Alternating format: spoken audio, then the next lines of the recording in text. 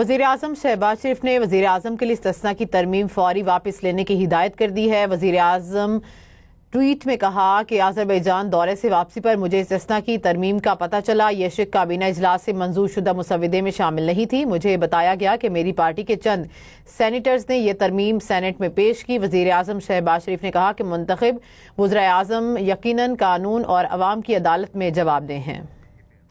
یہاں پر آپ کو بتا رہے ہیں کہ وزیر اعظم کی جانب سے ٹویٹ کیا گیا ہے۔ وزیر اعظم شہباز شریف نے وزیر اعظم کے لیے استثناء کی ترمیم فوری واپس لینے کی ہدایت کر دی ہے۔ وزیر اعظم نے ٹویٹ میں کہا کہ آذربائیجان کے دورے سے واپسی پر مجھے استثناء کی ترمیم کا پتہ چلا۔ یہ شق کابینہ اجلاس سے منظور شدہ مسودے میں شامل نہیں تھی۔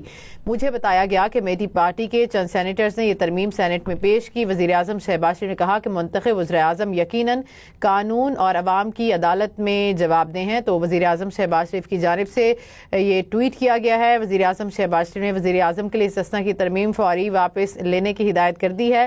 وزیر اعظم نے ٹویٹ میں کہا کہ آذربائیجان دورے سے واپسی پر مجھے استثناء کی ترمیم کا پتہ چلا۔